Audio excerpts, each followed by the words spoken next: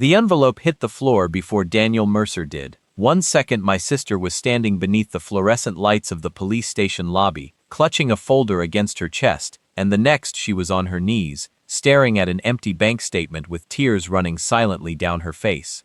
I had just walked through the front doors when I heard her say my name. Ethan. Her voice was barely audible. I crossed the room and saw the paper in her hands. The account held $312. It had held $286,400 48 hours earlier. Every cent was gone. My sister, Claire Mercer, had spent 23 years building those savings. She worked double shifts as a hospital administrator after our mother died. She skipped vacations. She drove the same 12-year-old sedan. She kept her money because she wanted one thing our family had never possessed: security. Now it was gone. The detective standing beside her would not meet my eyes. His name was Aaron Bell, and I knew immediately that he was afraid. Not of me, of someone else. Claire looked toward the hallway and whispered that Police Chief Raymond Voss had promised everything would be fixed. That was when the pressure behind my eyes became almost unbearable. I had spent years learning how to control fear, anger, and pain. But seeing my sister sitting there with nothing left made every instinct inside me scream. I asked Detective Bell where the money had gone. He swallowed hard. He said the department was investigating an alleged financial fraud involving Claire's account, but he could not discuss details. I looked at the statement again. There were 6 transfers, all authorized electronically, all sent to accounts belonging to companies Claire had never heard of. I knew enough about financial records to understand one thing immediately. Someone had not stolen her money randomly. Someone had designed the theft. Claire reached for my hand. Her fingers were freezing. She told me she had called Chief Voss because he was the person she trusted most in the department. He had told her not to worry. He had told her the investigation would protect her. Then he stopped answering her calls. I looked down the corridor toward the chief's office. The door was closed. A shadow moved behind the frosted glass. I had spent most of my adult life operating in places where names were temporary, records were restricted, and mistakes could get people killed. I had walked through deserts under moonless skies. I had slept beside men who trusted me with their lives. I had learned how to disappear when necessary. But my sister knew none of that. To her, I was simply her older brother who worked overseas and rarely explained what he did. She did not know what I had been trained to notice. She did not know what I saw in those 6 transfers, and she certainly did not know that the man behind that frosted glass had just made the biggest mistake of his career. He had stolen from the one person in the world whose brother knew exactly how powerful hidden networks could be. Chief Raymond Voss entered the lobby 10 minutes later, wearing a perfectly pressed navy uniform, polished shoes, and the expression of a man who believed every room belonged to him. He stopped when he saw me. For a fraction of a second, something flickered across his face. Recognition, calculation. Then it disappeared behind a professional smile. "Mr. Mercer," he said, "I heard your sister had contacted you." I did not answer immediately. I watched his hands. His left thumb rubbed slowly against the side of his index finger, a nervous habit. His collar was slightly damp despite the cool building. His eyes kept moving toward Detective Bell. He was measuring what Bell had told me. That told me more than his words could. Claire stood beside me. "Where is my money?" she asked. Voss gave her the same rehearsed explanation he had apparently given her before. He said the department had identified suspicious activity and that the funds were being traced. He said she should trust the process. I asked him which process. He looked at me. The investigation. I asked why the transfers had gone through accounts connected to a private security company that had received city contracts. His smile disappeared. Detective Bell looked at the floor. Voss said I was not authorized to see confidential records. I told him I was not asking to see them. I was asking why my sister's money had moved through a chain of companies connected to his department. Silence. Somewhere behind the reception desk, a printer started humming. The sound seemed absurdly loud. Voss stepped closer. "You should let professionals handle this." I looked at him and said, "I am." His jaw tightened. Claire grabbed my sleeve and told me she wanted to leave. We walked outside into a cold evening rain. She sat in my car and finally broke down. She told me everything. 2 months earlier, Voss had approached her after learning that she had inherited a small amount of money from an old family investment. He had introduced her to a city-backed financial protection program that supposedly offered enhanced security for large personal accounts belonging to vulnerable residents. Claire had trusted him because she had seen him at community events for years. She had signed documents she believed were authorization forms. Then the transfers began. When she questioned them, Voss personally assured her they were temporary holds. They were not. I asked Claire whether she still had copies of everything she had signed. She said yes, she had stored the documents at home. I drove there without saying another word. The rain struck the windshield in hard, steady lines. I could feel my pulse in my fingertips. I wanted to confront Voss immediately, but another part of me knew something more important. A man who steals $200,000 does not usually walk into a police station wearing a uniform and tell his victim to trust him. Voss believed the badge protected him. That meant he had protection beyond the badge. When Claire opened the folder at home, I saw the first document, then the second, then the third. The signatures were hers, but the authorization language had been altered. Someone had inserted clauses after she signed, and beneath one of the altered sections was a digital verification code that should never have existed. I stared at it for several seconds. Then I realized this was bigger than theft. Someone had built a system around my sister. I called an old colleague that night, a man named Marcus Reed, who had known me before I left government service. I did not tell him everything. I simply asked whether he could independently verify the financial records Claire had received. He agreed. Meanwhile, I told Claire to change every password she had, contact her bank through an official number, and preserve every message without deleting anything. She wanted to know why I was suddenly acting like a man preparing for war. I told her I was not preparing for war. I was preparing for the truth. That answer did not satisfy her. It did not satisfy me either. By midnight, Marcus had found something strange. One of the companies receiving Claire's money had been incorporated only 6 months earlier. Its registered address was an empty office in another state. Its listed director was a retired police consultant who had died 3 years before the company was created. That alone was suspicious. But there was another connection. The company had received municipal contracts through a procurement process overseen by Chief Voss's office. I sat alone in my kitchen, reading the report, while Claire slept upstairs. The house was silent except for the refrigerator motor and the rain tapping against the window. I remembered being 21 years old and telling Claire I would always protect her. Back then, protection meant standing between her and a bully at school. Later it meant helping her move apartments when a relationship ended badly. I never imagined it would mean facing a police chief who had turned his authority into a private business. At 2:14 in the morning, my phone vibrated. It was Detective Bell. His message contained only one sentence: "Do not trust anyone inside the department." I stared at those words. Then another message arrived. He said there was a second account connected to Claire's identity, and someone had attempted to transfer another $50,000 that evening. The transfer had failed because the account was frozen. I called him immediately. He did not answer. I tried again. Nothing. 5 minutes later, headlights appeared outside Claire's house. 2 vehicles stopped at the curb. No sirens, no markings. My body reacted before my mind finished processing what I was seeing. I moved Claire away from the window and turned off the interior lights. The vehicles remained outside for 4 minutes, then they left. Nobody approached the door, nobody knocked. That was what frightened me. It was not an arrest, it was not a search, it was a message. Someone wanted us to know that they knew where we lived. Claire asked who they were. I told her I did not know. That was technically true, but I knew what the behavior meant: surveillance without contact, pressure without confrontation, fear as a weapon. I had seen it before, in places where people preferred intimidation to violence, because intimidation left fewer fingerprints. I told Claire to pack an overnight bag. We were leaving temporarily. She asked where we were going. I said somewhere safe. She looked at me for a long time. "Ethan, what exactly did you do before you came home?" I had avoided that question for years. Now there was nowhere left to hide. I told her the truth. I had worked special operations overseas. I had spent years in classified environments, and the skills I learned there were the reason I recognized danger before it reached our front door. Claire went completely silent. Then she asked the question I had been afraid to hear. "Are they coming for you too?" I looked toward the dark window. "They already are." By sunrise, We were staying at a quiet property outside the city, owned by Marcus Reed. It was not a fortress. It did not need to be. The first rule was simple. We would not retaliate. We would not threaten Voss. We would not break into anything.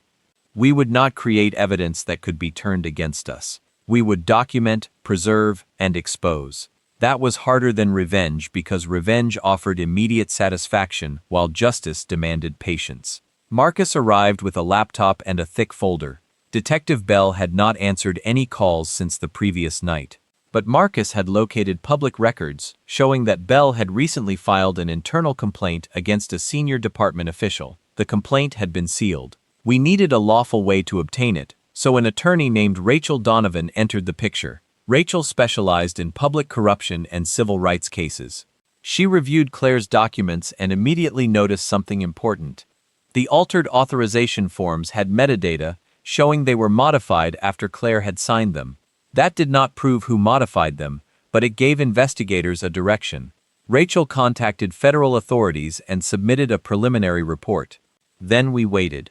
Waiting was brutal. Claire kept asking whether the government would actually listen. I told her evidence had a voice if you gave it enough time to speak. 3 days later, an investigator named Daniel Harper contacted Rachel. He asked to meet privately with Claire. She agreed. The meeting lasted nearly 2 hours.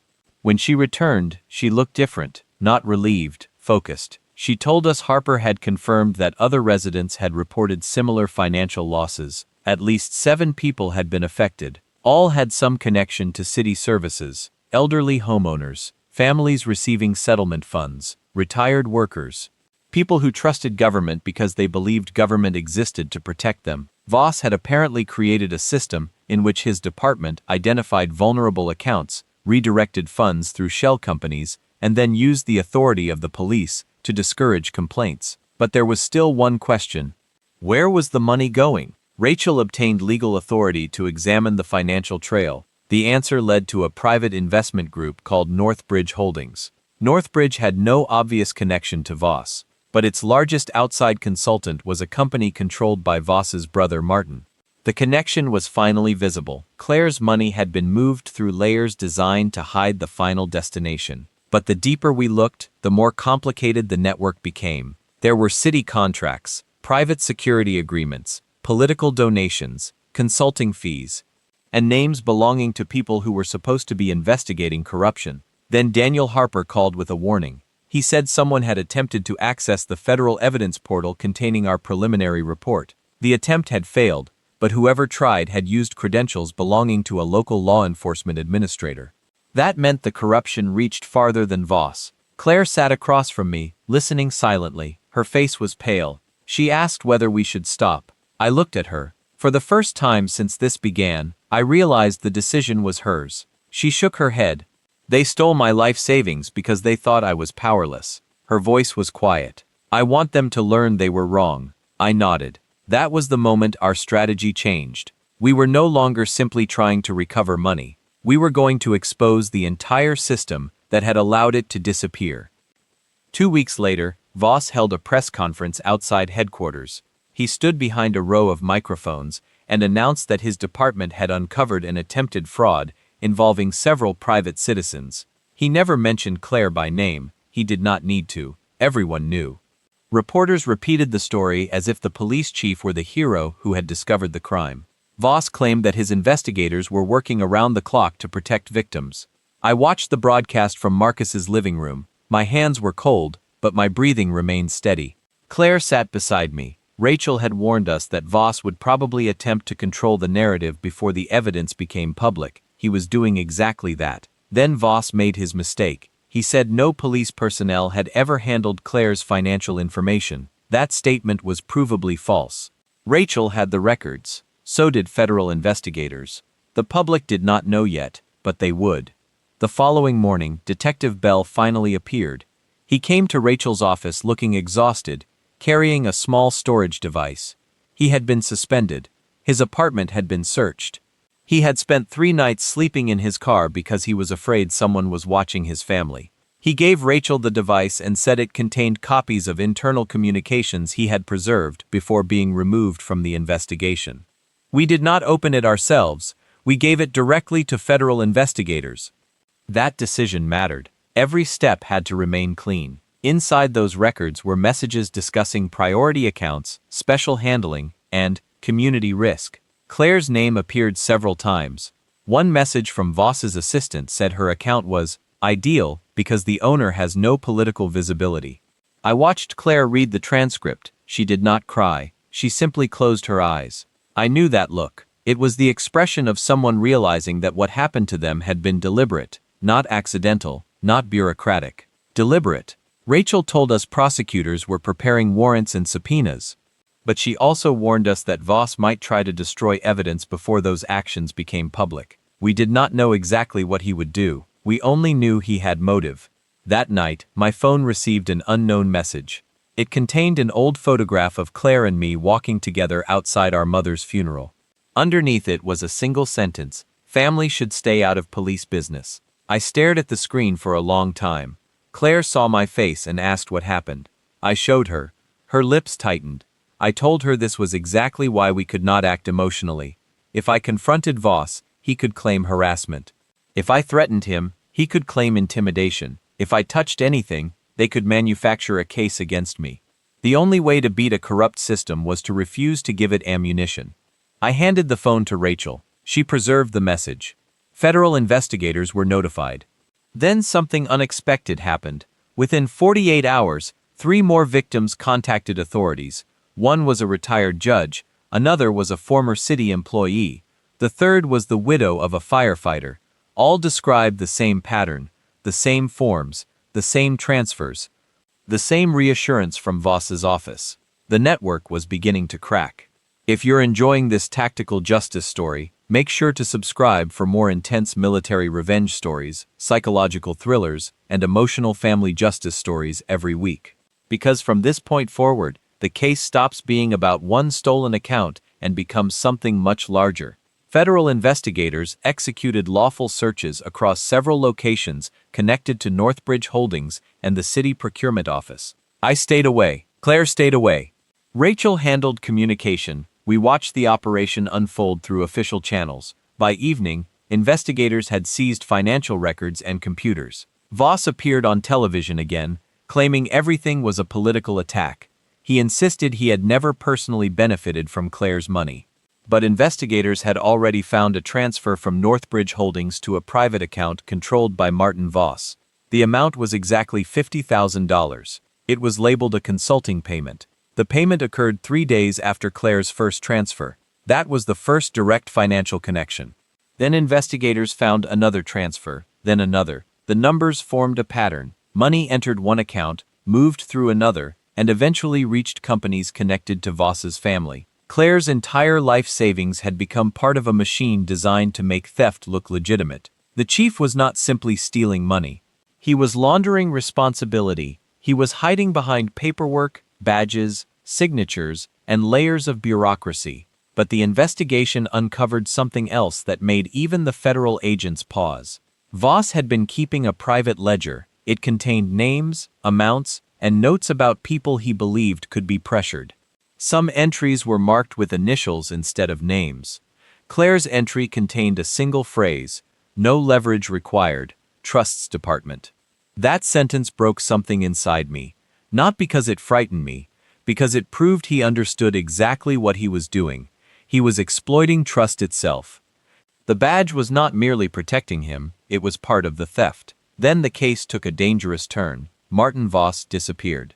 His phone was found abandoned near an interstate rest stop. His vehicle was located several miles away. Nobody knew whether he had fled voluntarily or whether someone had forced him to disappear. Federal agents issued an alert. Voss became visibly nervous. For the first time, the confident police chief looked like a man who understood that the walls were closing in. He attempted to contact Claire through an intermediary. Rachel intercepted the communication and preserved it.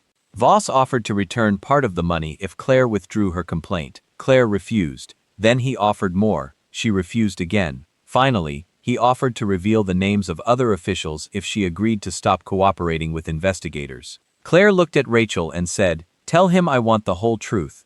That sentence became the turning point. Voss had assumed fear would control everyone. Instead, The victims were beginning to unite. 7 people became 12, 12 became 21. Their stories were nearly identical. Money disappeared. Complaints were redirected. Police paperwork created confusion.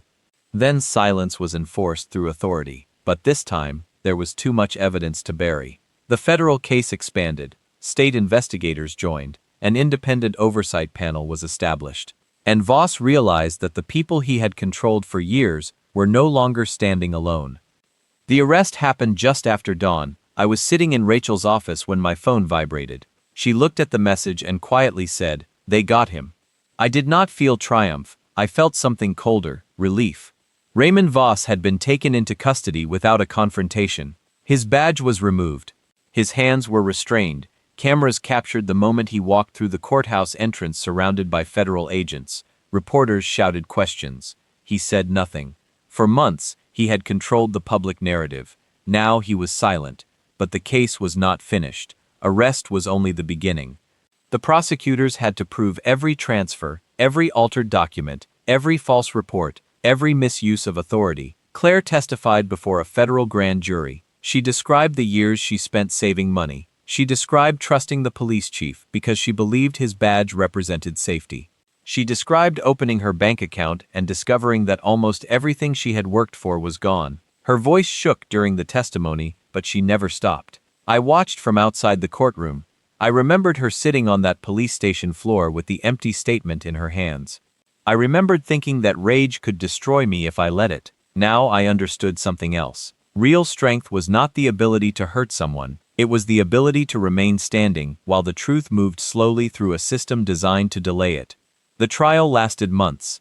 Voss's attorneys attacked the evidence. They argued that the financial transfers were legitimate business transactions. They claimed Claire had voluntarily authorized the accounts. Then prosecutors presented the metadata from the altered forms. They showed the timestamps. They showed the communications. They showed the shell companies. They showed the payments to Voss's family. They showed the internal messages describing vulnerable victims as priority accounts. The courtroom became silent. One by one, the excuses collapsed. Detective Bell testified. Then Daniel Harper testified. Then several victims. Each story reinforced the others. Finally, Claire took the stand. Voss looked at her from across the courtroom. She looked directly back. The prosecutor asked whether she wanted revenge. Claire paused. Then she said she wanted accountability. She said revenge would not return the years she spent saving. It would not restore the trust she had lost, but accountability could prevent him from doing it to someone else. I closed my eyes when she said that. My sister had found the strength I had spent years trying to teach myself. The jury returned its verdict after 2 days. Guilty on the major corruption and fraud charges. Voss was sentenced to decades in federal prison. Several officials connected to his network were also convicted. Millions of dollars were recovered from accounts and properties tied to the scheme. Claire received most of her savings back, not all of it. Some money had disappeared beyond recovery.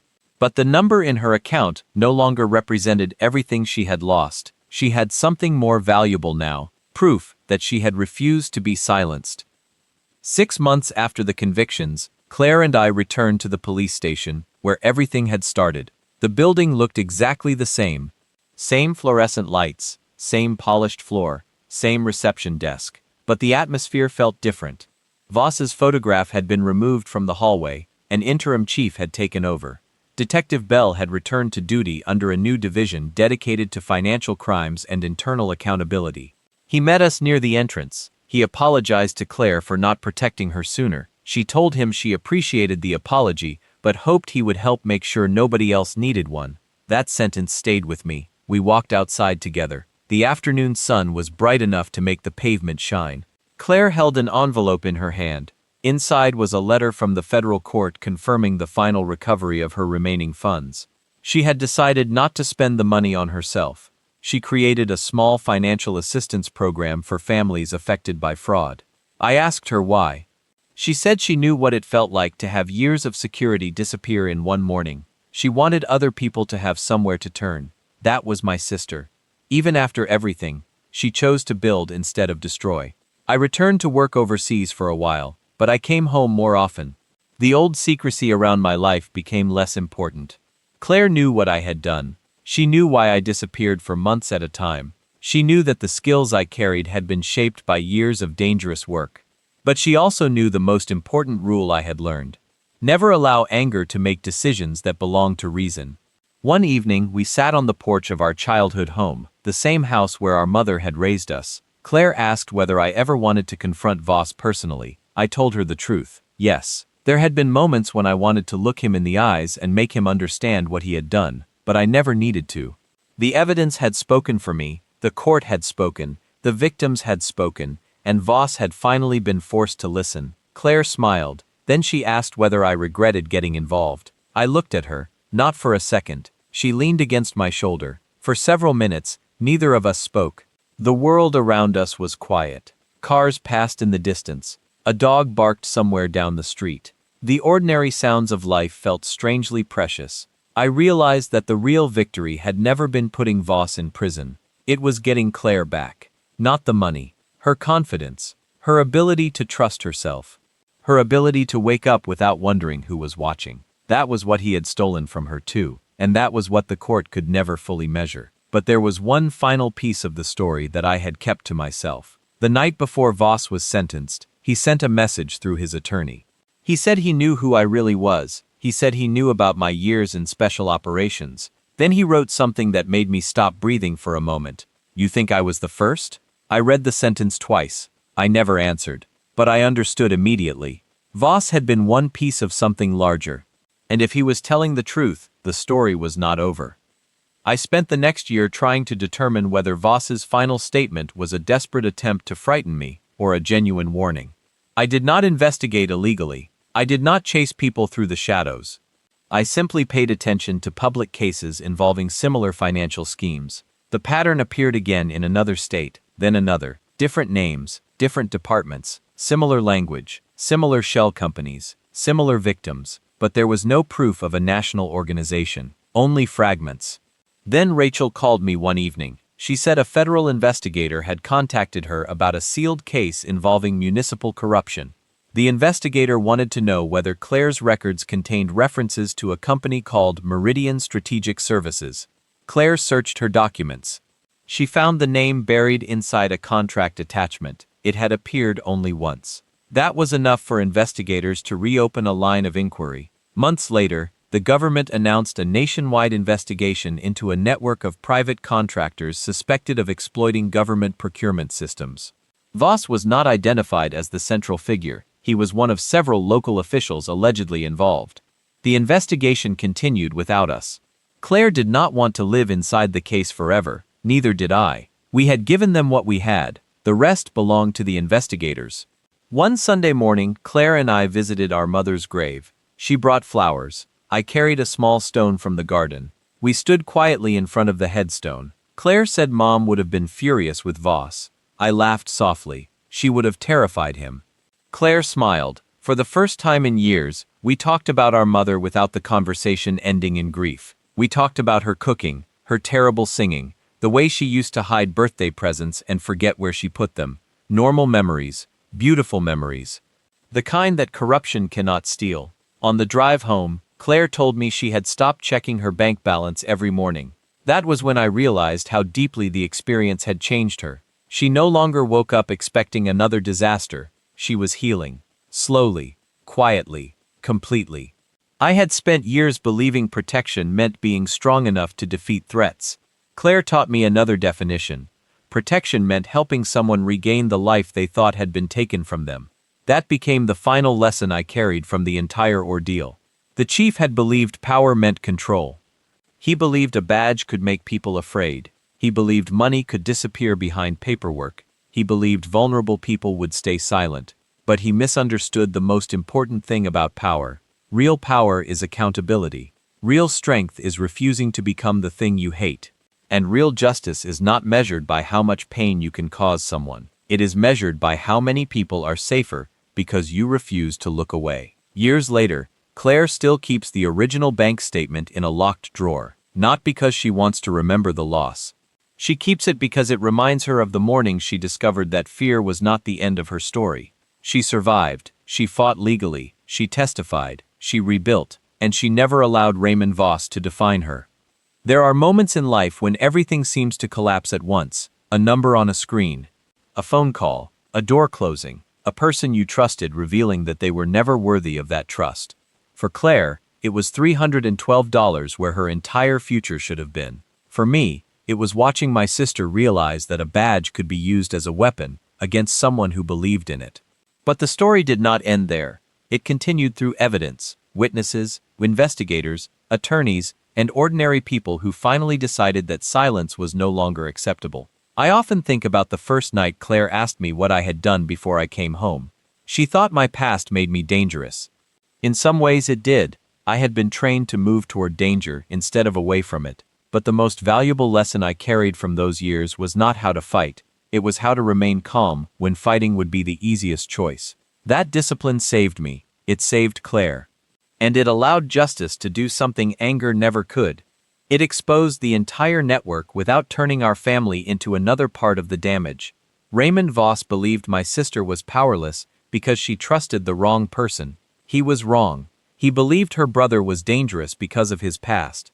He was wrong about that too. The thing he never understood was that I did not need to become a weapon. I only needed to become a witness who refused to look away. Today, Claire has her life back. She runs a financial education program for people who are vulnerable to fraud. Detective Bell continues working in oversight. Rachel Donovan still takes corruption cases. Daniel Harper still investigates financial crimes. And the people who once believed a police badge made them untouchable learned that authority without integrity eventually destroys itself. I sometimes drive past the old station. I never stop. There is no reason to. The building does not matter anymore. The chief does not matter anymore. The stolen money does not even matter as much as it once did. What matters is what remained after everything was stripped away: family, truth, trust rebuilt slowly, one day at a time. Claire once told me that the worst part of losing her savings was not the money. It was realizing that she could no longer tell the difference between someone helping her and someone exploiting her. That is the wound corruption leaves behind. It attacks trust itself, and rebuilding trust takes longer than recovering money. But she did it. We did it. And that is why I refuse to call what happened revenge. Revenge would have ended with another victim. Justice ended with a corrupt system being exposed and innocent people being protected. If there is one thing I hope you remember from Claire's story, it is this: never confuse authority with character.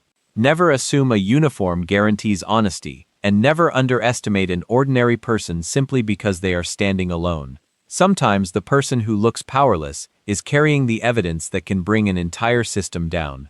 Claire did not need a weapon. She needed courage. She needed people willing to believe her. And she needed her brother to remind her that fear does not get the final word. So where are you watching from? Comment your city or country below and tell me what kind of story you want next. Military revenge, psychological thriller, or emotional family justice. And if you were in my shoes, knowing what I knew about the chief and what he had done to my sister, would you have trusted the legal system and waited for justice, or would you have been tempted to take matters into your own hands? Think about it carefully, because that line is easier to cross than most people realize. Thank you for staying with Claire's story until the end. Take care of yourself, protect the people you love, and remember that real strength is not losing control when you have every reason to. Sometimes the coldest victory is simply watching the truth catch up with the person who thought they could outrun it. Until the next story, stay safe, stay strong, and keep your family close.